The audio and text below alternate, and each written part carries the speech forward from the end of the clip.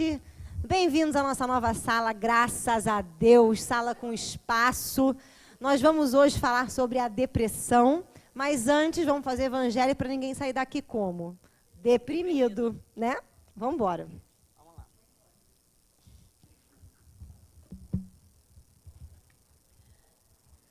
Abandonar pai, mãe e filhos.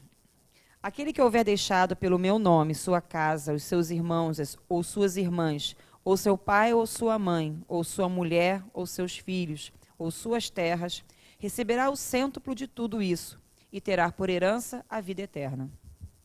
Então disse-lhe Pedro: quanto a nós, vês que tudo deixamos e te seguimos.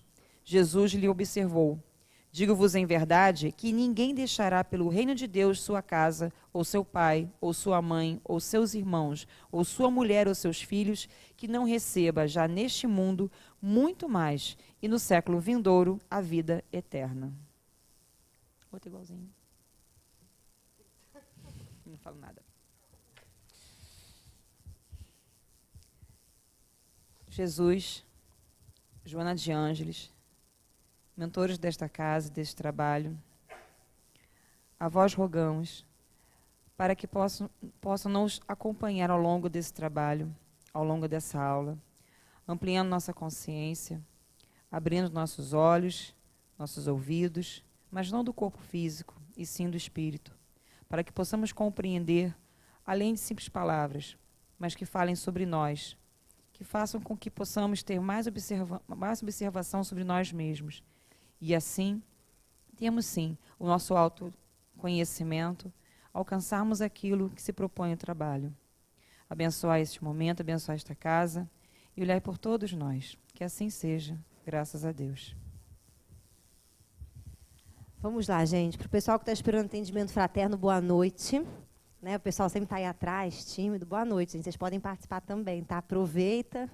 Né? Vamos lá. O nosso tema de hoje... Eu vou tirar aqui o nome do nosso curso, porque a gente já está, já mudado. Se você entrou aqui por acaso, entrou hoje no nosso barquinho aqui. Vamos lá. O nosso tema de hoje, da noite, é depressão. Então, o que nós vamos falar? O que é a depressão? Por que acontece a depressão? E, enfim, uma daquelas psicopatologias que nós estivemos estudando, naquele ciclo de 3, que foi o toque e a esquizofrenia, hoje é a depressão. Então, hoje a aula é light, hoje a aula é leve, comparada com as que a gente teve antes, tá? Vamos lá. Ou não, Ou não, esse ou não sempre é uma leve ironia, mas vamos embora. Uma caixinha de surpresas. Criaturas, o que é a depressão para a psicologia? Eu vou escrever o que é, mas com certeza você não vai entender, tá? Mas eu vou explicar, porque isso aqui é linguagem, como a gente está fazendo Psicologia 2, é a linguagem psicológica, mas eu vou explicar o que é isso. A depressão é um movimento regressivo da libido. Você não entendeu nada? Vamos explicar. Libido ou energia psíquica, tá? Vou explicar o que é isso. Lembra que nós falamos que, eu vou desenhar, inclusive, para a gente poder entender. Nós temos o nosso self, que é o nosso eu real, que é Deus dentro de nós, a nossa herança, o nosso verdadeiro eu. Quando nós falamos de autodescobrimento, quando nós falamos aqui o tempo inteiro de transformação interna, nós estamos falando de você achar isso aqui dentro de você, esse Deus que mora dentro da gente. O reino dos céus está dentro de nós. É achar isso aqui, tá? E aí a gente tem o nosso ego, como a gente vem desenhando. Self, e tem o nosso amigo ego. O que é o ego? Lembrando sempre, o ego é só uma instância de consciência, ou seja, é aquilo que nos diferencia dos animais. Os animais não têm ego, eles não têm noção de eu. Portanto, eles não pensam acerca do próprio pensamento, certo? Nós temos a noção de eu, nós conseguimos conscientizar tudo isso daqui. A gente fala em verdade, isso a psicologia junguiana diz, que não é o homem que vai se tornar Deus, mas Deus que vai se tornar humano. É a gente trabalhar essas potências aqui que existem em Deus e transformá-las, da melhor maneira, conscientizando. Foi? Foi. Lembra como eu venho falando para vocês? Como é que acontece isso na nossa vida? Simples. A vida vai colocar aqui para a gente milhões de desafios. Que desafios são esses? É aquilo que a gente chama de sofrimento, dor, dificuldade, ou alegrias, ou afetos, enfim. Vai colocar aqui, e tudo isso que a gente vivencia aqui tem uma única finalidade na nossa vida. Que é o quê? Exato, gente. Isso que você falou. Então, vamos lá. Estou brincando, porque quem sabe que... Né? Vamos embora. Ou seja, que finalidade é essa dos desafios? É para você se conhecer. Então, é aquilo que a gente fala. Quando a vida bota aquela sogra maldita na sua vida, ela não bota porque ela quer acabar com você. Ou porque a vida é irônica, ou a vida é difícil. Em verdade, ela bota isso por quê? Porque através da sua sogra, você vai reconhecer tudo aquilo que você não vê em você. Então, vamos dar um exemplo aqui que a gente falou. Muitas mulheres, quando se casam, vou estar falando de sogra, encontram a sogra demônio. A sogra demônio, ela é arquetípica. O que é arquetípica? Ela acontece na vida de todo mundo, gente. Todo mundo. Se a sua sogra ainda não é demônio, um dia ela será. Um dia ela será. Um dia ela vai chegar para você e falar, prazer. Né? Um dia ela vai fazer isso. Mas, por enquanto, não. A cara da Dilze, que é sogra, né? 2 vezes. Ai, gente... Que mal que eu tô. Não, relaxa. A Dilze é a única sogra que não vai fazer isso, né? Mas vamos lá. Então, por que a sogra faz isso? Porque, normalmente, as mulheres, elas têm uma tendência, por natureza, a serem assim. A mulher, a energia da mulher, ela é de arrumar as coisas. Lembram que eu falei para vocês que a mulher é aquela que vai chegar numa família e ela vai fazer o quê? O filho chega e fala assim, mãe, quero fazer isso. Aí ela fala o quê para o filho? Fala com seu pai. Aí o filho vai falar com o pai. Pai, quero fazer isso. Aí o pai fala o quê? Fala com a sua mãe ou fala não. Aí a criança vem chorar para a mãe. Meu pai disse que não. Espera que eu vou falar com seu pai. Aí, misteriosamente, acontece uma mágica e o pai deixa. Né? A mulher é aquela que fala assim, liga para sua mãe. Liga não sei quem. Ela vai arrumando a família. Então, a tendência dela é receptiva. Ela recebe muito. Né? Ela vai receber, só que muitas vezes essa recepção pode virar uma submissão. Como assim uma submissão? Ela perde um pouco o eu, né? Ela vive muito em função dos outros. Então ela abre mão dela, por exemplo, pelo filho, pelo marido, pela mãe, pelo pai. E isso vai gerar a perda do poder da mulher, o poder de eu. Enquanto ela não tem esse poder de eu, ela vai ter uma sogra que vai pisar na cabeça dela. Para ela poder botar para fora isso. Então, essa raiva que ela vai sentir fala da falta de poder que ela tem. E que poder é esse? Não é poder de mandar no outro, de comandar a vida no outro. É poder de saber sobre as suas coisas. Como a gente falou, não é o outro que me ofende, sou eu que me deixo ofender. Nós perdemos o poder. Quando a gente fica ofendido e fala, fulano me ofendeu, fulano me irritou. Não, você que se irritou. Então, se você que se irritou, você se desirrite. Eu não consigo, eu não tenho poder. Então, os desafios vão fazer isso. Então, trabalho, filho, marido, tudo vai girar em torno de você conhecer a si próprio. Sempre tem uma mensagem dos desafios que vai falar de você, o tempo inteiro. Né? Isso vai servir, inclusive, para as crianças, né? Para os jovens, porque a criança ela não percebe, mas o mundo vai trazendo para ela aquilo que ela precisa para se fortalecer. Então, às vezes, eu vejo muito isso. Né? Tem jovens que reclamam, ai, a minha mãe faz isso, graças a Deus. Né? Porque, de alguma maneira, você precisa de pais desse jeito para criar um ego forte, para criar um ego capaz, para ser independente, e por várias coisas. Foi, gente? Beleza. Só que toda vez que acontece um desafio na nossa vida, como é que a gente reage? A gente compra um rojão de São João, acende e faz problema, uhul, né? A gente faz exatamente isso. A gente, né, fica felizão, faz uma prece, fala, Deus, obrigada por essa zica da minha vida. Eu estou adorando viver nesse momento de droga. Todo mundo faz isso, né? Ou não, ou você fala assim, pelo amor de Deus, faz parar. Faz parar, eu não quero. Ninguém em sã consciência reza, faz uma prece assim, Senhor, eu quero que o Senhor me queime. Quero que o Senhor acabe com a minha vida. Para eu poder encontrar o Senhor o mais rápido possível. Então, bota tudo de ruim de uma vez só que eu vou resolver. Você reza assim, Senhor, me protege, pelo amor de Deus, não sei do que, mas me protege. Né? E se puder, a família também. Ou seja, a gente quer desafios. Fala comigo, gente. Obrigada, que eu posso ficar deprimida, isso é carência. Não, nós não queremos desafios.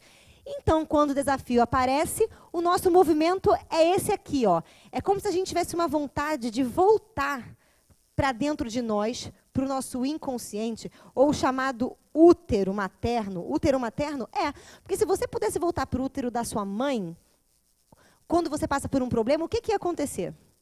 Você ia voltar a ser criança, ia zerar o placar, ia nascer de novo, ia ter outra oportunidade, tudo muito bem, nem ia saber o que aconteceu. Olha que legal. E essa vontade existe psicologicamente na gente. Quando a gente passa por um problema, a gente tem vontade de fazer o quê? Ó? Pode falar. A gente chama mãe. A gente busca igrejas, centros espíritas ou religião, porque a religião faz isso aqui com você, ó. Acolhe. Então a gente quer o quê? Colo. E a gente não quer só um colo, a gente quer um colo que faça o quê? Que retire o nosso o quê? Desafio, que resolva tudo. Só que ia ser muito fácil se a vida fosse assim. Deu um problema, eu dou a voltada para o útero rápida, o problema desaparece, porque eu volto a ser criança rapidamente, tenho tudo de novo e não passo por aquilo. Não ia ser ótimo se você pudesse fazer isso? Essa vontade de voltar para o útero, ela se traduz exatamente assim. É como se você falasse assim, para o mundo que eu quero descer. É quando você fala assim, não aguento mais, chega, está aqui minha cota, pão e bênção, certo? Essa vontade. E isso é um movimento regressivo da sua energia psíquica, que deveria estar voltada para aqui para fora, para o seu desafio, para a luta do autoconhecimento, que é uma coisa que não acontece. Então, o depressivo é aquele que, devido a desafios e devido à constituição do ego dele, como é que esse ego é constituído? Vamos lembrar que nós estamos falando há muitas aulas sobre uma coisa que ela é terrível no nosso ego. Qual é o nome dela, gente, que eu venho falando? Isso, o pessoal já não aguenta mais ouvir isso aqui, ó. Culpa. E a culpa que nós viemos trabalhando é a culpa que vem da educação. Que, por acaso, vai ser exatamente o que a gente falou aqui, ó. Evangelho. Lê aí, Jano, o que caiu pra gente. Aquele que houver deixado pelo meu nome sua casa, os seus irmãos ou suas irmãs, ou seu pai, a sua mãe, a sua mulher, os seus filhos ou suas terras, receberá o cêntuplo de tudo isso e terá por herança a vida eterna. Traduzimos, tá? Aquele que se libertar dessas malditas pendenga que vem no nosso ego, não entendi essa pendenga, você entendeu sim, eu vou explicar para você. Sabe aquela sua... Isso, gente, acontece com todo mundo, tá? Não tem uma pessoa que fala, não, meu ego é tranquilo, eu não tenho culpa. Vai chutar um cachorro, entendeu? Não vai chutar um cachorro não, porque isso é do mal, né? Vai chutar a parede. Gente, é impossível isso. Como assim? Vem aqui mamãe vira para você e fala assim, vou dar um exemplo simples para vocês meu, tá? Que é fácil de perceber. A Iraci, ela educava a gente da seguinte maneira. Ela falava assim, Cristiane, tira a mão daí que eu vou quebrar seus dedos. Eu tirava imediatamente, entendeu? Era assim, gente, não tinha meia hora. Ela falava assim, né? Eu estava gritando alto, Cristiane, se você não ficar quieta, eu vou arrancar sua língua. Na hora, era uma quietura. E quando ela falava assim, eu vou comer seu fígado. Gente, eu não sabia o que era um fígado. Eu sabia que ia ser arrancado, ela ia comer e o processo de arrancar ia doer pra caramba, entendeu? Era assim. E isso é o jeito dela. Ela é muito engraçada. Outra vez o Clóvis estava atrasado por alguma coisa, ela ligou para ele e falou assim, eu vou te dar uma surra, mas do jeito dela. Lógico que ela não ia bater no marido dela. Mas esse é o jeito da minha mãe. E a gente sempre entendeu esse jeito como uma bronca, mas uma bronca engraçada, porque a gente nunca achou que ela fosse quebrar os nossos dedos. Mas também a gente nunca testou. Né? Por via das dúvidas, você não testa, né? Você fica na sua. E aí, isso era uma coisa dela, é o jeito dela, ela sempre foi assim. Aí estou eu, bela e maravilhosa, um dia lá, dando aula para aquelas crianças demoníacas do Seara de Luz. Né? O que são crianças demoníacas? Pega a nossa antiga sala, que tinha aqui, são 50 pessoas, 60 pessoas, sei lá, não sei contar, não tenho uma noção boa. Mas vamos lá. Você pega uma sala daquela e bota 47 crianças na puberdade. Que aquilo é o inferno. Aquilo é o retrato do umbral. Se você não sabe o que é umbral, você vai lá nessa sala do domingo, abre a porta e vê aquelas crianças comendo um ar-condicionado, chupando o pé da cadeira. Loucas, entendeu? É isso, gente. É doido. Você chega para a criança e fala, gente, elas, em vez de ficarem quietas, elas falam, gente, te imita. Você fala, cara, isso aqui é um inferno. É muito complicado. Então, por que eu não estou falando das crianças? Sim. E aí eu chegava para as crianças e falava assim, estava eu dando aula, daqui a pouco a criança fazia algum negócio, eu falava assim, ô criatura da treva, vou quebrar sua perna, senta direito. A criança sentava. Mas era um jeito engraçado de falar, mas não era meu. Era de quem? Da minha mãe. Então quem sou eu? Qual é o meu jeito? Isso é inconsciente familiar. Sabe, você é igual a sua mãe. Se benze se isso acontecer. Se benze, passa arruda no corpo, entendeu? E depois vai fazer uma terapia. Porque, com certeza, isso é do mal, entendeu? Quando você ouve assim, por exemplo, quando você recebe uma educação familiar. Vou dar um exemplo para você da educação do meu pai. Meu pai falava assim para mim. Se alguém for dar carona para você, Cristiane, você esteja meia hora antes da pessoa chegar esperando ela. E foi regra, meia hora antes, eu estava esperando mesmo, porque um dia ele foi me dar uma carona, eu não apareci, ele foi embora, me largou no downtown. Daí eu, ai meu Deus, já! E aí ele voltou, me deu uma bronca, e eu aprendi esse negócio. Então, se eu for dar uma carona para você, e você não estiver me esperando, quando você entrar no carro, eu vou estar com a cara da carranca da Bahia, o cão. E vou achar que você é mal educado, não sei o quê, nananana. Mas, gente, isso é uma ideia de quem? Do meu pai, porque, em verdade, o que eu penso sobre pessoas que dão carona? Será que eu acho essa rigidez toda? Ou será que eu acho que ela pode ter feito um xixi fora da hora, alguém ligou? Ou ela é uma pessoa meio sequelada? Tem aqueles sequelados, né? Que tem que sair às 9, quando é 8h40, ela lembra que ela tem que sair às 9. Né? O meu irmão é assim, gente, meu irmão é sequelado. Você fala, olha só, eu morava com ele uma época, e a gente acordava às 7 horas da manhã. 7 horas da manhã eu acordava, botava minha roupa, 7h15 eu estava na academia malhando. Meu irmão acordava às 7 horas da manhã, 8h40 ele estava malhando na academia. Aí você perguntava, mas Marcelo, por que você demorou? Porque eu estava tomando café. O que você comeu de café? Pão e café. Mas por que você demorou tanto? Porque eu fui fazer o pão. Aí você pensa, lá na padaria, né? Com o padeiro, acordou cedo, botou aquele chapéu, né? Não, gente, o meu irmão para morrer são 3 dias, entendeu? Só para morrer. Então, é o tempo dele. Então, a gente tem que pensar sobre isso. Isso são coisas que vêm aqui, gente. Essa culpa significa responsabilidade. Muitas vezes nós não conseguimos nos desfazer dessas questões familiares. E aí o nosso ego fica como? Bichado. Por que bichado? Porque não é você, entendeu? É uma ideia. É como se a gente fosse obsediado, gente. Olha que coisa louca, né? E existe esse relato desses no livro Missionários da Luz. Olha só, eu vou contar para vocês. No livro Missionários da Luz, tem uma mulher, naquele capítulo que André Luiz vê a espiritualidade fazendo uma mentira. Né? Como assim uma mentira? A mulher chega para ele, ela está dormindo, ela está viva. Né? André Luiz está desencarnado com os mentores desencarnados. E aí ela dorme, desdobra, no sonho ela vai... tá ali com o André Luiz, com não sei quem, encontra o mentor e fala assim para ele, me ajuda, pelo amor de Deus. Aí o mentor, ok, te ajudo, qual é o seu problema? Aí ela, porque eu perdi meu segundo marido, porque o primeiro se matou. O segundo morreu num assalto, mas estão achando a polícia que ele se matou, porque não tem indício de ser um assalto. Então, assim, eu não aguentaria saber que ele morreu, porque ter 2 maridos suicidas era muita coisa. Então, eu queria saber o que aconteceu com ele. Aí o espírito fala, ok, vou descobrir para você. Sai. O que eles descobrem? Que ele se matou. Aí, ele resgata o indivíduo que morreu lá, resgata ele, leva lá para o hospital e fala assim, olha, a gente vai trazer ela em desdobramento no sono, mas você não vai contar a verdade. Aí André Luiz fala, oi? Pera, que eu estou no plano espiritual, tu vai dar uma mentira? Tu vai dar uma cartada do Coringa aí? É isso mesmo? E aí o mentor fala, eu vou mentir. Porque na fala dela, ela já me disse aquilo que ela não é capaz de ouvir. Se eu falar para ela, ela vai piorar a situação encarnatória dela. Então eu vou omitir esse fato e vou serenar o coração dela. E aí, só que antes disso, ele vai à casa dela. E é essa parte que eu quero falar para vocês. Ele vai na casa dela. E sabe quem ele encontra permeando o grupo? A avó, a bisavó, a mãe que tinha morrido, as tias. Isso simboliza que ela estava imersa nesse conjunto de ideias, nesse conjunto familiar.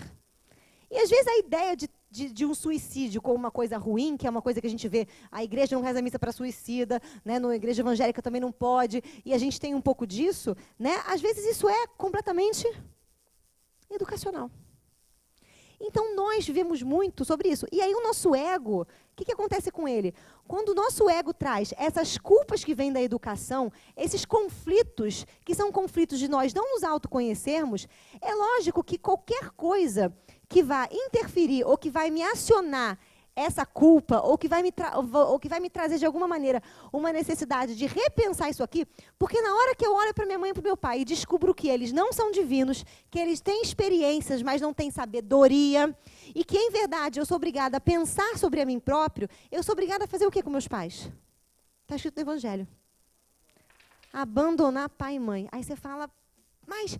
E a gente, às vezes, tem medo de dizer assim, não gosto do que minha mãe faz, ou não gosto do que meu pai faz, ou não gosto da minha mãe, não gosto do seu pai. Quando a gente fala isso, não gosto da minha mãe ou não gosto do meu pai, não significa que você não gosta da sua mãe ou que você não gosta do seu pai. Significa simplesmente que naquele momento você não gosta da sua mãe.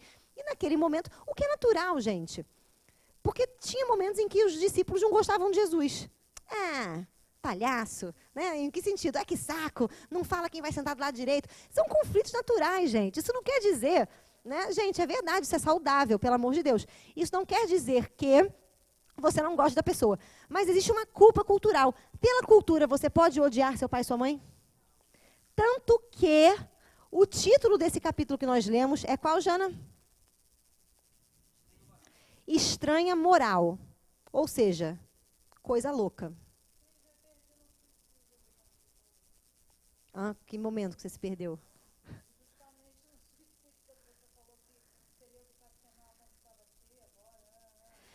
O que aconteceu? Não está ligado com o suicídio, tá? Aqui acabou a história do suicídio, aí foi um outro momento, que quando eles vão ver como está a situação dela, eles descobrem que os desencarnados, os ancestrais delas, ainda viviam naquela casa com ela.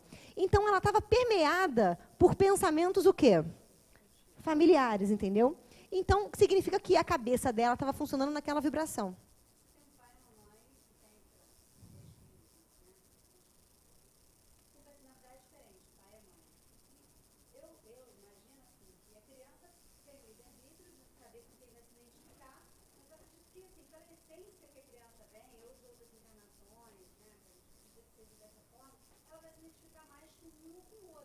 Sim. Não deixa de ser também uma opção, né?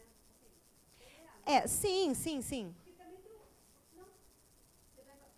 vai pro lado que a culpa sempre é... Não, gente, a culpa não sempre é dos pais. Olha só, eu vou explicar aqui, tá?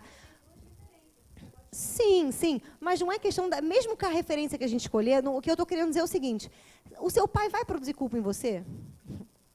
Sim, e sempre. Vou botar aqui. Por quê? Porque você vem com o ego zerado. Você vem com isso aqui cheio de coisa. Mas aqui vem, amiga, zerado. Por isso que nessa vida eu posso ser cristã e na outra vida eu posso ser Matias. Na outra vida eu posso ser Jurema. Eu não quero nenhum desses nomes. Se você for meu pai ou minha mãe na próxima vida, não me dê esses nomes, tá? Mas, enfim, você pode ter esses nomes. Tá? Eu gosto do meu, que a normalmente... gente nega acontece, tá? Cuidado, se você já falou Eu isso quero mesmo. ser Jurema. E eu quero ser Matias. Aliás, se você for minha mãe, me dê o nome de Jurema Matias, se eu for menino, ou Matias Jurema, se eu for homem, tá? Agora, meu bem, eu vou me chamar Carmen. Tô brincando, vamos embora. Então, olha só. Vamos colocar aqui. Porque o que acontece? É natural, porque quando você educa, você condiciona.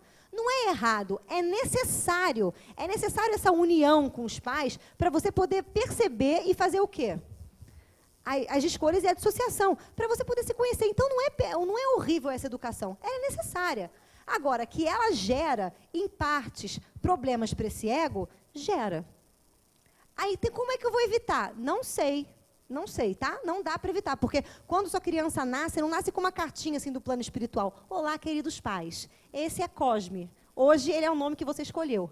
Cosme, em verdade, tem uma constituição psicológica estranha, por favor, sejam bonzinhos. Beijos, mentor de Cosme. Não, entendeu? Como é que vem? Vem, sei lá o que é isso aqui. E até você entender, demora um tempo. Então, é natural isso. E esses conflitos que os pais geram na gente, que a família vai gerando na gente, fala da gente. Ela é.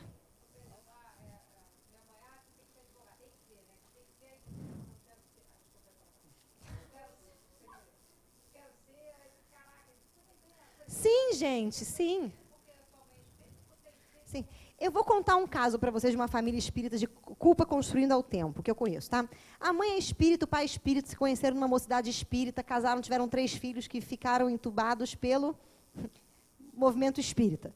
Né? O que aconteceu? Os pais traziam a criança desde pequena aqui. A menina mais velha, o que ela fez? Ela se identificou com o espiritismo e queria ser missionária espírita, e não sei o que, não sei o que, não sei o que lá. Ótimo. O filho do meio era o filho que esse recebia a mesa mediúnica toda sexta-feira. Né? Por quê? Porque ele ia, por exemplo, para as escolas e fazia o sinal da cruz ao contrário. Entendeu? As freiras ficavam malucas. Ele ia para o centro espírita, na hora de dar passe, ele achava aquilo muito chato, então ele começava a fazer assim na cadeira. Ah! E aí as mulheres achavam que ele estava incorporado, e ele não estava. Entendeu? Ele era o filho estranho. E o outro filho é o filho juju carente. O que é juju carente? É aquele filho que fica, mãe, e quer agradar todo mundo. Ele tem um negócio que ele não sabe onde ele está. Né? Essa menina, a mais velha, ela é uma menina ela é ótima, ela é inteligente e tal. Só que, por ela ser espírita, a primeira coisa que ela quis, quando ela descobriu que ela tinha que escolher uma profissão, foi o quê, gente? Fala, quem falou aí? Não, que psicóloga, isso aí é uma coisa muito evoluída. Vamos lá, gente. A primeira coisa que essa menina quis foi medicina. Para quê? Para curar os outros, porque isso é fazer o bem. E fazer o bem é o bom. Não, meu amigo, muitas vezes tem que começar a pensar no que é o bem e o que é o mal. Mas essa ideia de fazer o bem, ficou na cabeça dela. E ela foi fazer medicina. Ela tentou 5 vezes passar. Vocês passaram? Nem ela, tá? Não passou. Aí ela foi fazer odonto. Aí em odonto tomou pau, tomou bomba, né? Não passou em nada. Aí ela foi fazer dança. Tem tudo a ver. Só que é uma coisa que ela é muito boa. Ela é perfeita dançando. Ela tem um jeito. Só que dança para o espiritismo é legal. Para a família espírita que quer fazer caridade, é legal. Para uma família onde dinheiro é muito importante, é legal. Se você nasce numa família que o pai é médico, a mãe é advogada, você vira para o seu pai e fala assim, pai, eu quero ser artista. O teu pai vai te fuzilar. Ele vai falar, tu vai ser artista depois que você for rico. Né? Isso era uma questão. Aí ela fez o quê? Quando ela foi para a dança, em vez de ela se descobrir, a culpa era tão grande que ela se boicotou. Alguém já viu bailarina gorda? Imensa? Ela fez isso. Ela engordou horrores, horrores. E não, mãe, não consigo. E se boicotou, não foi chamada para nada, não conseguiu nada. Aí, o pai dela, por ser espírita, descobriu Joana e o fogo ao mesmo tempo e resolveu levar para o mundo empresarial essa questão espírita de Jesus, de não sei o quê. E aí a menina subitamente descobriu que ela queria fazer psicologia. E subitamente ela descobriu que ela queria fazer RH. RH, recursos humanos da empresa. Então, ele escolheu psicologia para fazer RH por causa do pai ou porque ela quis? Por causa do pai. Não tem ideia do que ela quer. E ela não sabe porque ela não consegue se formar em nada, está com quase 30 anos. Então, assim, o que a gente coloca aqui é como isso aqui é muito forte. E é nesse processo que a gente está falando. Perceba que isso não é ruim, porque a menina, de alguma maneira, é educada, a menina tem seus estudos, a menina, ótimo, só que ela não tem vida, ela não tem eu. Ela é produto disso aqui. E a gente não percebe, às vezes. Então, isso aqui vai gerar um ego forte ou frágil. A nossa educação, essa culpa que a gente traz, contribui para ter um ego forte ou frágil. E quando você tem um ego muito frágil, muito fragmentado, aquele ego que tem mais pensamentos que não são seus do que seus, que tem mais o outro do que você vive um espelho que reflete aquilo que o outro quer. E quando você não consegue refletir aquilo que o outro quer? E quando a vida dá para você desafios, para você ser você e não aquilo que o outro quer? E quando você é obrigado a matar pai e mãe, quando você é obrigado a negar tudo isso e você não consegue, você faz esse movimento, ó. Então, Joana diz pra gente que a depressão começa da seguinte maneira. Começa quando o ego é frustrado nas suas decisões, ele se frustra por alguma coisa, ele se fere por alguma coisa que ele não consegue mudar, que ele não consegue entender. E nesse momento ele começa, é inconsciente essa frustração, tá? Ela começa a aparecer em nós como uma preguiça, como uma falta de entusiasmo. Primeiro ela começa a aparecer como com sono. Como assim com sono? Você sente uma vontade maior de dormir. Parece que você está sempre cansado. Parece que você precisa sempre estar, né? Ai, acordou de manhã, parece que você era um cavalo da cavalaria correndo em algum lugar e você acordou. Um caminhão passou por cima de você. E você começa a perder interesse por tudo aquilo que você tinha. Perde interesse pela família, perde interesse pelo marido, perde interesse pelo filho, perde interesse por não sei o quê, interesse pelo trabalho. Começa a viver um vazio muito grande. E aí você cai na depressão, porque aí você vai fazendo esse movimento aqui, ó, ai, que vida chata, que droga, não sei o quê, não quero mais, patatá, patatá, pum. Você vai querendo voltar para o útero da mamãe, querer o colo da mamãe, porque a vida está muito difícil. E a Joana diz que o problema dessa criatura é que a vida dela está centrada no ego. No ego. Por quê? Porque ela ainda está naquilo que é um ego ferido que gera esse estado de depressão. Por quê? Não é porque ela é uma pessoa má e egoísta e maluca. Egoísta ela é porque está no ego. Mas ela é uma pessoa que está faltando dar sentido para a vida. Ela não sabe para que isso aqui aconteceu. Ela não conseguiu entender ainda qual é a mensagem dos desafios dela. Enquanto ela não conseguir entender, é natural que ela viva cansada. Quando você não entende. Vocês querem ver uma coisa? Eu assisti um experimento que foi postado em algum lugar de uma coisa muito louca. Entrava uma menina numa sala lotada de espera. E aí tocava uma sirene, todo mundo levantava e sentava. Levantava e sentava. Na terceira vez, a menina também levantou e sentou. E ela ficou 1 hora fazendo isso até ser atendida, levantando e sentando. Por quê? Não tem o menor sentido. E aí, no final do vídeo, ela já estava assim, ó. Por quê? Porque não tem o menor sentido. Essa menina faz a mesma coisa dessa pessoa que vive o desafio, que não tem o menor sentido. Para que eu perdi meu emprego? Para que eu me separei? Precisei perder o meu marido, minha esposa. Para que eu perdi um filho? Para que tem crise no Brasil? Por que a crise me afeta? Aí você fala, pera, é natural que a pessoa que está nessa falta de entendimento gera uma revolta. Então, a Joana fala que a depressão, o que está por trás da depressão é um ódio. É uma raiva, é uma frustração, porque não compreende a vida, não compreende, falta sentido na vida dessa pessoa, falta profundidade. E ela vai entrar nesse processo de ostracismo. E aí, o que pode acontecer daí? E o que vai acontecer? Primeira coisa que vai acontecer é o pensamento ficar meio lesado. A pessoa fica meio... Por quê? Ela não está acostumada a pensar. Então, quando você fala com ela, parece que ela está em outra dimensão. Né? Sabe aquela pessoa que pensa devagar, o pensamento fica difícil? Porque não está acostumada a pensar. Às vezes a fala vai ficar devagar, às vezes ela pode criar uma doença advinda desse estado, né? Ela pode agravar as questões corporais dela. E aí a coisa que vai acontecer. Aí você pergunta assim, tá, depois de toda essa tragédia que eu contei, como que você ajuda uma pessoa em depressão? Amigo, não ajuda. Sabe por quê? Porque e a Joana diz, quando você chegar para essa pessoa que está em depressão e fala assim, eu sei como te ajudar, ela não quer ouvir isso. Ela quer ouvir, nossa, como você sofre. Porque ela está com raiva do mundo. Então, não adianta você, não, eu vou levar em tal lugar, eu vou fazer isso. Ela não vai, ela vai se boicotar em todas as tentativas que ela obter de ajuda. E se você encher o saco muito dela, ela vai te irritar, quer dizer, ela vai se irritar com você e vai mandar você ir para onde? Isso, para aquele lugar que você pensou aqui, que eu percebi que todo mundo pensou. Isso, gente, exatamente, para um lugar que a Jana falou que é muito difícil, eu não consigo reproduzir. Né? Ou seja, ela vai ficar com raiva, ela vai fazer isso aqui, ó. Tá. E aí ela entra naquele ostracismo que a gente conhece da depressão. E aquela raiva que ela também não consegue trabalhar. E aí a Joana fala, como então que essa pessoa sai da depressão? Sozinha, se ela fizer esse movimento, ninguém pode enfiar a mão na cabeça dela, no psíquico dela e arrancar. Ela vai sair sozinha. E a Joana diz, quando ela sentir vergonha pelo estado tal qual ela se encontra. Quando ela parar e falar assim, gente, peraí, tem alguma coisa errada. Olha o que eu releguei a minha vida. Olha como eu estou levando a minha vida. Alguma coisa está errada. Eu preciso me transformar. E aí ela vai ter um pico de alegria. Um pico. Que vai durar, assim, um dia. Porque ela está acostumada a fazer o quê? A estar aqui. Porque o nosso cérebro funciona da seguinte maneira.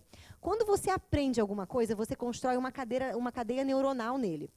Quando você reforça esse aprendizado, essa cadeia neuronal ela vai fazendo pontes com outras cadeias. A pessoa que aprendeu a viver na depressão, ela não tem uma cadeia neuronal, ela tem o cérebro quase aprendendo a viver em depressão. Então, para você fazer ela mudar isso, é você fazer fisicamente um esforço hercúleo para ela construir uma outra cadeia.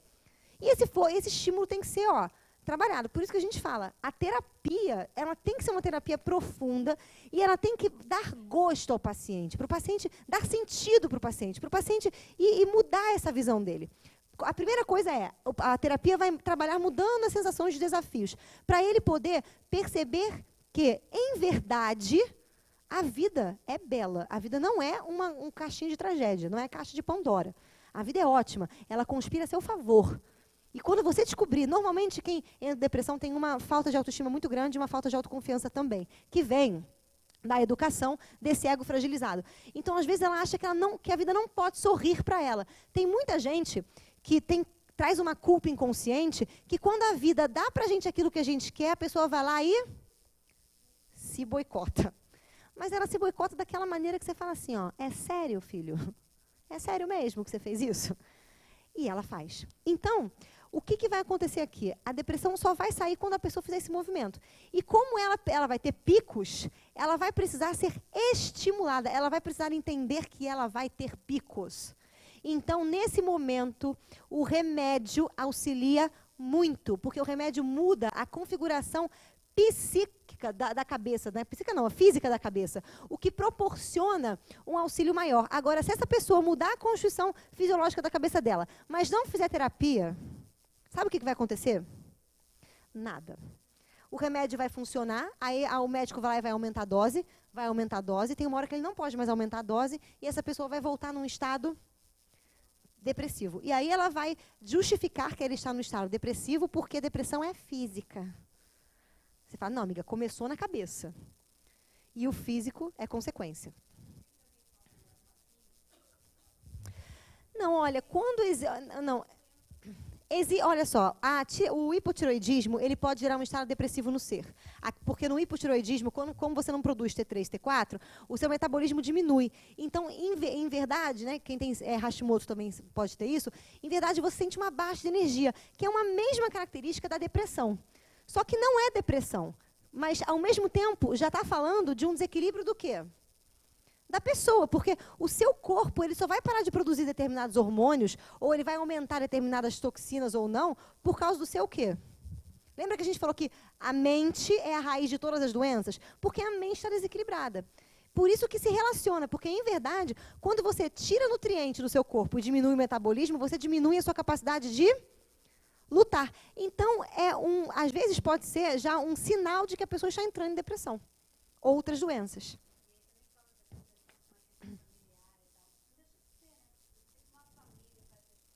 Exato. É afinidade. Exatamente. Margarete, espera aí.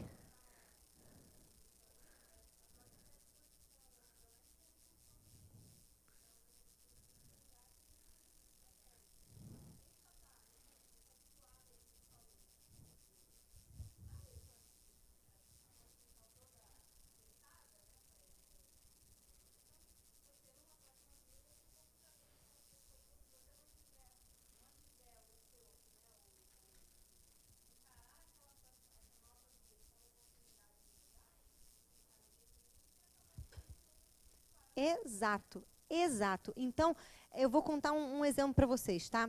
Eu tive uma das minhas avós, ela nasceu com depressão. Ela falava assim, e ela contando isso para mim, eu sempre fui uma criança meio quietinha, que ficava na caixinha de madeira, sentada no canto, cutucando a terra sozinha. Quase que eu falei, bota o sombreiro, vó, do mexicano, né? Toca uma música horrorosa, né? Mudei a depressão em pessoa. E ela sempre foi aquela pessoa assim, sabe? Parecia que ela estava carregando a cruz, sabe? Jesus. E ela tinha que ter uma doença, gente. Eu já contei para você, ela tinha dores de 15 anos atrás. Que já passou a dor há 15 anos. A dor aparecia, entendeu? Ela tinha sempre que estar chamando a atenção de algum jeito. E aí as pessoas levavam ela para terapia. Aliás, ela gostava muito de frequentar o médico. Mas uma vez ela virou para mim e falei assim para ela, falei, vó, Você não tem nada no corpo, você precisa tratar da sua cabeça, vó, da sua alma. Você está em depressão. Ela virou para mim e falou assim, já me levaram num psicólogo e eu não gostei, eu não quero ir. Aí começou esse afastamento, ó. Ela vinha no centro, na autocura, não vinha mais e tal, porque eu estava falando daquilo que pode tirar daqui. Então, uma constituição. E essa criatura, você pode ter certeza que se ela não se trabalhar de alguma maneira, na outra vida ela vem pré-disposta a.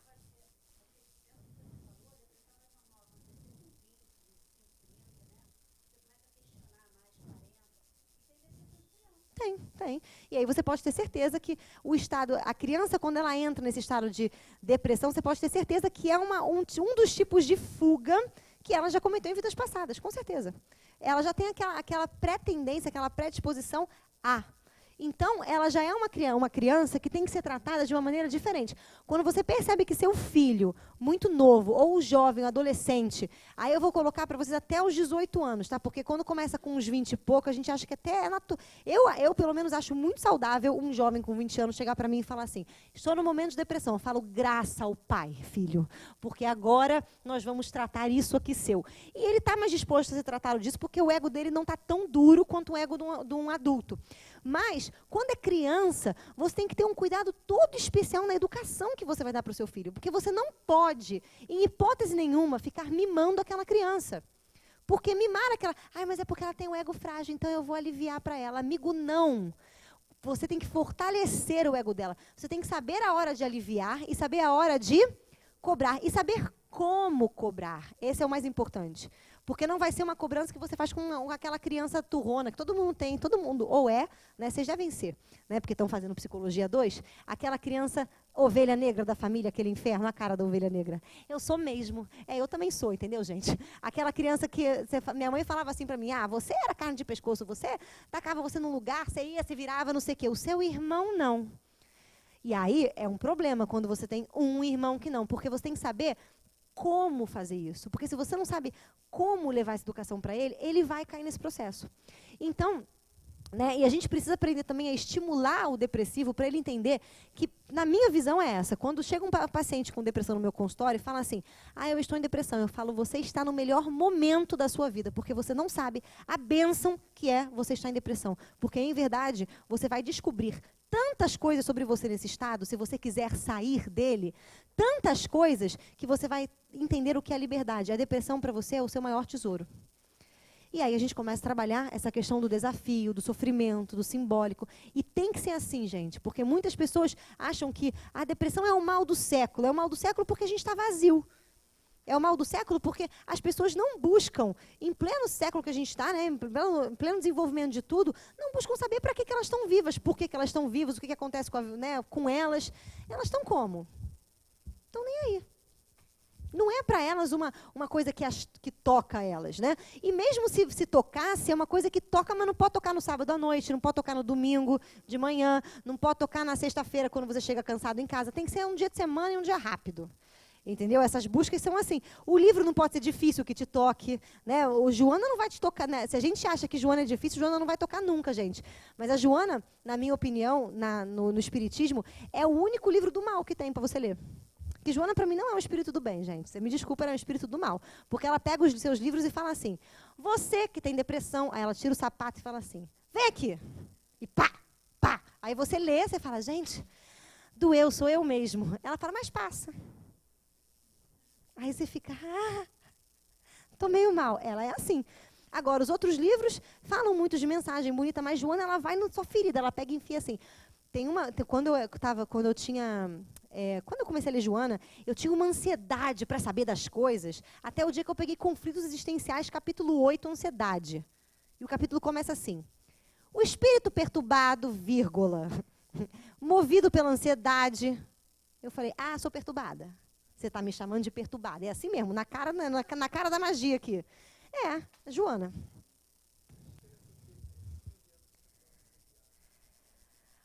Ótimo. Qual a diferença do depressivo e da pessoa que está obsediada? Aí eu vou falar para vocês. Isso, gente, é um conhecimento muito fino do espiritismo aqui, tá?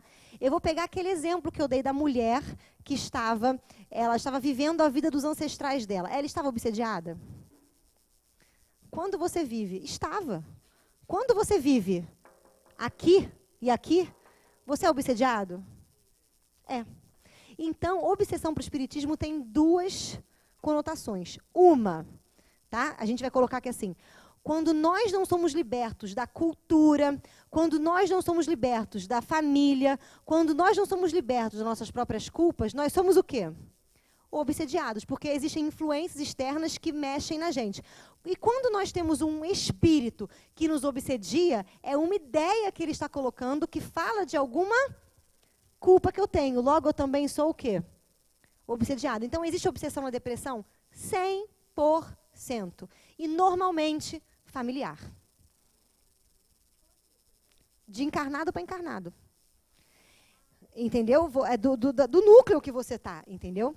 Ah, existe desencarnado também? Existe, gente. Porque quantas pessoas morrem em depressão? Isso. Um monte delas. E se elas morrem em depressão e no plano espiritual continuam nesse estado, quando você entra no estado de depressão, você se conecta com todas elas. Chato, né? O nome disso é sintonia vibratória. E aí, sintonia vibratória é a faixa que você está vibrando. Se você vibra numa faixa onde muitos vibram também, você está em sintonia com essas entidades.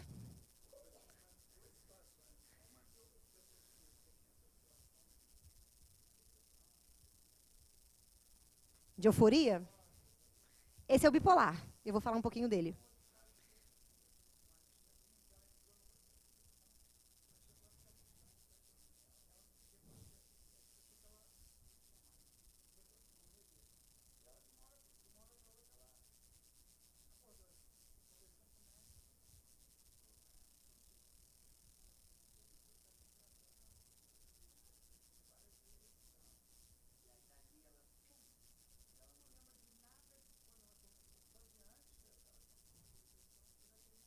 Ótimo. Às vezes isso é um gatilho da mente. Olha o que ela falou. Qual é o problema da pessoa de desafio? Ela não sabe quem ela é. Em algum momento, essa mulher, nessa luta dela da depressão, soltou um quem eu sou. E essa frase, e às vezes isso acontece, gente, tá? O nome disso, a gente chama na psicologia de um ritual psicológico. O que é um ritual psicológico? Isso pode acontecer, tá? Sabe quando você vai você pega no YouTube hoje e escreve lá, pastor metralhadora, já viram isso? O pastor que metralha os fiéis. É engraçadíssimo. Ele começa a falar assim, hoje o Espírito Santo está aqui, começa a pular. Aí ele fala, e o Espírito Santo faz você ficar alegre, pula! Aí as pipocas, tudo que estão assistindo, começa a pular. Aí tem uns que ficam doidos, eles começam a fazer assim, começam a fazer merengue, começam a dançar. E aí o pastor puxa o merengueiro para dentro, né, do ciclo, e começa, metralhadora de Jeová, e o cara começa a receber o tiro de Jeová, e nananana. Ele tem um troço, gente, isso é verdade. Ele tem um troço, tá? E é engraçadíssimo, porque você ficou ouvindo ele falar, eu e a luz, e o Jesus diz, vamos, e todo mundo, vamos. É uma onda. E isso é uma indução psicológica, gente. Ele puxa o arquétipo do self da pessoa. Vocês já perceberam que todos os rituais daquelas tribos que são antigas para trabalhar com as divindades é dançando? E aí você vê a pessoa merengando lá, né? No merengue, na lambada, dançando lá com o pastor. E aí o pastor acessa dela no merengue, né? Nessa salsa aí, acessa essa coisa divina. Quando o self toca o ego dessa pessoa, ela muda. Para de beber, para de fumar. Né? Eles falam que até eles convertem, né? Sei lá o que eles fazem. Resumindo, gente, eles fazem de tudo. Aí, você fala, gente, mas como que isso aconteceu? Porque isso é uma indução, é quase como que uma hipnose. E às vezes isso pode acontecer pela auto-hipnose. A gente pode criar, às vezes, uma frase que seja um gatilho para a gente sair de um processo. E a gente sai. E aí a gente esquece, porque a gente não tem capacidade ainda de remir, de assumir isso, mas a gente muda. Entendeu? A gente sai. E isso pode acontecer. Agora, só para a gente fazer uma parte, porque os bipolares não foram incluídos, tá, gente? No nosso hall de estudos, eu vou falar, caso você seja ou você tenha, só para a gente poder dizer. O bipolar é aquele que, nesse ciclo de regressão, né, e de emersão da nossa libido, ele fica alterando nesses dois polos. Então, ele entra no processo de depressão, depressiva, melancolia, e daqui a pouco ele sai num processo eufórico ou agressivo. Tá? Vão oscilar esses dois tipos de mania.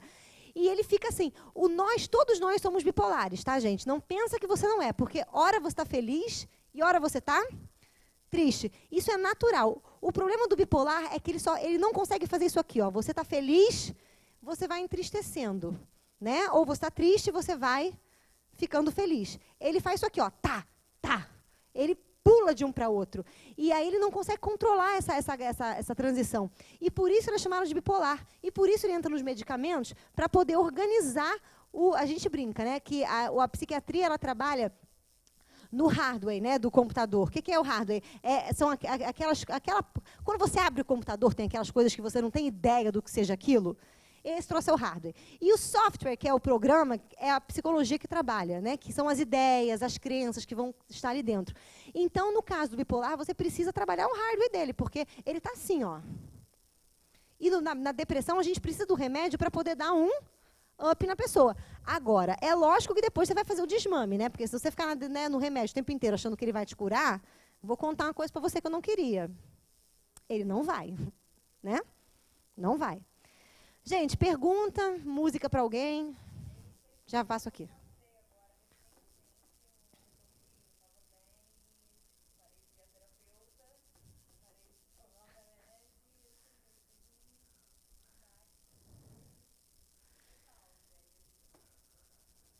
É isso aí. Não pode...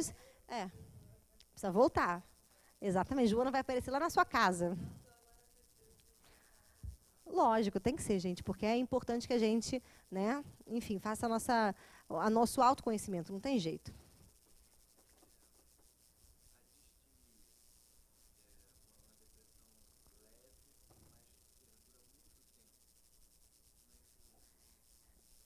É a mesma coisa. Ele perguntou a distimia, que é uma depressão leve que dura muito tempo. É um estado depressivo. A gente vai fazendo uma gradação, porque existe aquela depressão, como nesse caso, da pessoa que quase morre, né? E aquela depressão onde a pessoa é depressiva. O que está faltando nessa pessoa que é depressiva? Está faltando sentido. E não pode ser, e esse sentido ele tem que ser profundo. Não é um sentido assim, vou dar um exemplo para vocês, tá? Eu conheço vários espíritas, mas 30 mil espíritas, aliás, espíritas que dão aula de Joana de Ângeles, que viram para mim e falam assim: eu não sei porquê, mas a minha vida está triste, eu não tô feliz, eu não tô... Aí você fala, por quê? Não, eu sei que na vida os desafios fazem com que eu me melhore, com que eu me tranquilize, com que eu não sei o quê, mas eu estou triste. Então, na verdade, ele não sabe. Ele entendeu o conceito, mas ele não viveu isso. E quando isso acontece, dá um vazio. Então, pode ser às vezes isso. Pode ser às vezes que a gente tem todas as razões para explicar por que aquilo está acontecendo, mas não sabe por que aquilo está deprimindo. Entendeu? Então, nesse caso, essa pessoa que tem esse processo, né, assim, provavelmente ela vai viver em medicação até a hora em que ela faça uma imersão profunda. Talvez seja alguma coisa que ela esteja resistindo, alguma coisa que ela tenha dentro dela, e principalmente nesse inconsciente que a gente está falando, que faz com que ela tenha medo de mergulhar. Porque se ela mergulhar, ela se liberta. E eu vou contar uma coisa para vocês. Tem no livro do Dostoiévski, ele conta o caso do Cristo que voltou, né? Quando ele vai falar do grande inquisitor, é o conto do grande inquisitor. E ele fala o seguinte, que em um momento Cristo volta para a Terra e começa a fazer seus milagres de novo, e o grande inquisitor vira para ele e fala assim: eu vim te crucificar, eu vim te matar de novo. Sabe por quê? Porque eu, que sou da igreja e sou um bom cristão, eu entendo o que essas pessoas querem. Você, Cristo, vai entregar para as pessoas a liberdade. E elas não sabem o que fazer com a liberdade, porque elas não sabem o que é isso. Então, o que acontece? Elas não querem a liberdade. Elas querem que você diga para elas o que elas têm que fazer e o que elas têm que ser para elas serem salvas. Eu faço isso. Você dá a elas o livre-arbítrio. Então, eu vou te matar. Vou traduzir para nós. Nós temos muito medo de sermos livres. Sabe do que a gente tem medo? A gente tem medo de pensar assim: o bem e o mal é relativo. Então quem está certo? O que é certo fazer? A gente morre de medo de pensar nisso. A gente morre de medo de ter essa liberdade de falar assim: gente, a partir do momento que eu sou livre, eu posso ser e fazer tudo. Como Jesus, desde gritar no templo até curar leproso. Mas a gente tem medo disso, porque talvez a gente não tenha segurança de que se eu grite no templo, eu vou gritar quando você quer. Aí a gente não quer liberdade, a gente quer alguém que diga assim pra gente, não, faz isso, vai aqui, isso é certo. E aí a gente fica nesse processo aqui, ó. A liberdade, gente, é um fardo pesado, porque ela liberta, porque ela dá pra você de ser o que você é. E isso é você lutar contra um mundo que vive escravizado. Vocês já viram Matrix? Comigo, eu passei para vocês, né? Vocês lembram no filme do Matrix que o Neo, ele era um escravizado e ele estava num momento de depressivo, né? Momento em que ele estava assim, e que em algum momento, quando ele descobre essa questão do Matrix e tal, que ele volta para Matrix, ele não tem amigos na Matrix. Ele é sozinho. A liberdade também traz a solitude. Como assim a solitude? Não vai ter ninguém, quando você se tornar livre, que vai chegar para você e falar assim, eu gostei dessa atitude. Você não vai poder ter mais bengalas psicológicas. Você não vai poder ter mais alguém que você vire e fale assim, olha, fulana, eu fiz isso, o que você acha? Ah, não gostei não. Não vai ter mais isso. Porque se ela falar que eu não gostei não, eu vou ficar pensando e não sei o quê. Quando você é livre, não tem mais isso. Você passa a ser senhor de você próprio. Acabou bengala. Ah, mas e os meus exemplos? Você relativiza os seus exemplos. Como assim relativiza? Vou dar um outro exemplo aqui para vocês. Chico fala de Giordano Bruno no livro Pontos e Contos. Livro de Chico Xavier. Ele conta vários contos. Um deles é de Giordano Bruno. Que Giordano Bruno esteve... Quem foi Giordano Bruno, tá, gente? Giordano Bruno foi um padre do capeta. Na verdade, ele não foi padre. Ele foi um religioso que entrou na igreja, foi expulso. Entrou na igreja dominicana, foi expulso. Foi protestante, foi expulso. Por quê? Porque na época dele, em plena Inquisição, este homem simplesmente disse na igreja que o mundo era redondo, que a Terra era redonda e que tinha os planetas e que tudo rodava e que Deus não era nada disso que estava falando. Deus era transcendente, imanente. Deus estava dentro do homem. O homem podia sentir Deus. E a igreja, cala a boca, você está louco, vão perder fiel. Eles vão parar de ter medo da igreja. E começou a fazer uma perseguição em volta dele. E Giordano Bruno, ele fazia isso. Ele saía andando no meio da rua. Se ele visse um padre, ele catava a primeira mulher que ele via e beijava na boca. Tá! Mas você não vê Jesus fazendo isso. Jesus o escandalizou desse jeito. Só uma vez, quando ele entrou no templo. Mas Giordano Bruno fazia isso. E aí vem Chico, no livro, contando que quando Allan Kardec... Quando Napoleão Bonaparte estava sendo preparado para abrir os caminhos para Allan Kardec. Um dia Napoleão Bonaparte dorme e é levado numa reunião aonde estão. Aí ele começa. Né, a princesa Antonieta, Fénelon, Platão, Sócrates, só gentão, gente. Só o pessoal da Caras espiritual. Né? Só aquele pessoal pop maravilhoso. E aí ele fala assim, e vindo pelo privilégio de outros parames, de uma superioridade muito maior, Giordano Bruno, e fala mais uma outra pessoa. Ou seja, Giordano Bruno, aquele que escandalizava com beijo, aquele que puxava as pessoas pela fé, aquele homem que quando teve preso, uma vez na cela dele, aliás, assistam no YouTube o filme de Giordano Bruno para vocês verem, um homem santo às avessas daquilo que a gente conhece. Entrou um cara muito irritado na cela dele, gritando, eu não sou herege, eu não sou herege, eu não sou herege. Giordano Bruno estava sentado na dele, na paz do Senhor, herege. Aí ele vê aquela perturbação, ele levanta, vai até o cara e faz assim, ó, tá, dá um empurrão nele, o cara cai assustado. Ele fala, fique quieto. E volta a sentar. Esse é Giordano Bruno. E aí, desse jeito dele, ele é levado para ser torturado. Naquela época, você torturava, você amarrava as pernas e os braços e ia esticando. Muita gente morria porque os braços arrebentavam.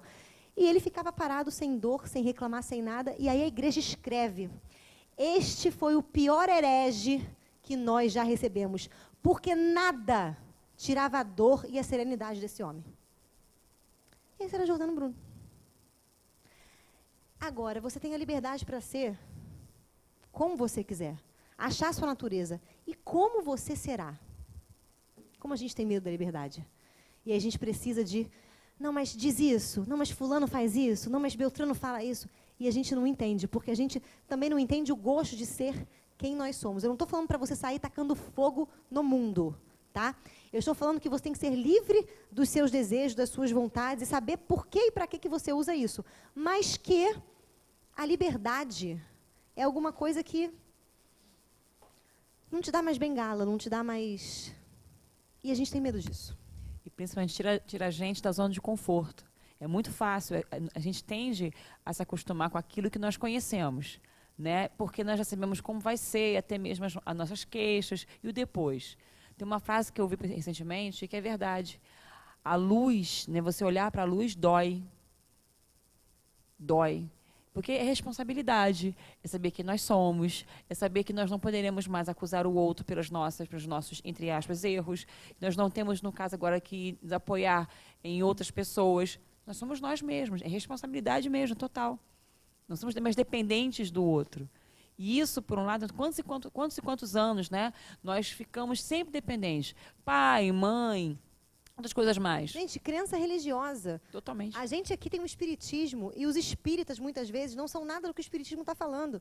Você vê crenças espíritas. Você vê o espiritismo é uma religião sem rituais. Mas se você entrar aqui, você vê quantos rituais tem. Você senta, vê na palestra, toma água frutificada, toma o seu passe, e tem que ser toda semana, porque se você não fizer, o espírito ali vai te dominar e você vai ficar louco. E na época de Kardec não tinha nada disso.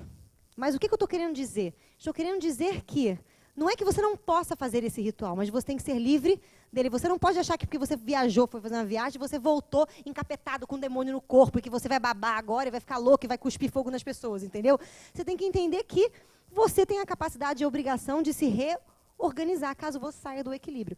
Então, assim, tudo isso, na verdade, essas regras é para a gente aprender a trabalhar a nossa mente, não é para a gente simplesmente achar que se eu seguir a regra vai dar certo. Porque, aliás, existem muitos livros espíritas que são vendidos aqui embaixo, que um deles chama assim, o Vale dos Espíritas. Tem o Vale do Suicida, tem o Vale do não sei o quê, e tem o Vale dos Espíritas. Quem vai para o Vale do Espírita? Aquele espírita que fez tudo. Foi o mais certo, mas não se tornou o mais livre. Não foi espírita. Porque viveu a religião e não a religiosidade. Então, gente, não é fazer. Quando você ouve, é ser. Quando você ouve a pessoa falar, tem que fazer isso, você foge dessa pessoa, pelo amor de Deus. Né? Porque essa pessoa não entendeu absolutamente nada. É ser. E ser também é alguma coisa muito relativa, porque às vezes você sabe o que você é, mas você tem que agir de determinadas formas. Então, assim, a liberdade, a gente vai ter uma aula que a gente vai falar um pouquinho sobre essa liberdade. Mas ela vem com uma responsabilidade de você ser senhor de você mesmo. Eu e o Pai somos um. E aí? Eu e o Pai somos um e eu também não fico aqui convertendo todo mundo, não fico curando alheios. Eu sei a hora de fazer as coisas. Então, é essa liberdade que a Joana propõe. A Joana diz que quem conheceu o self tem liberdade sem limites e sem fronteiras. Não dá um medo?